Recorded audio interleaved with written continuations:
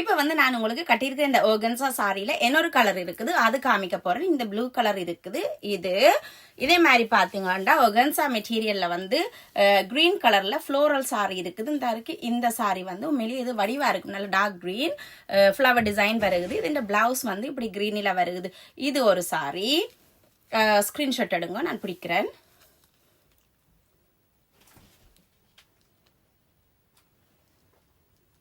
இதுதான் அதோட பிளவுஸ் கிரீன்ல வருகுது.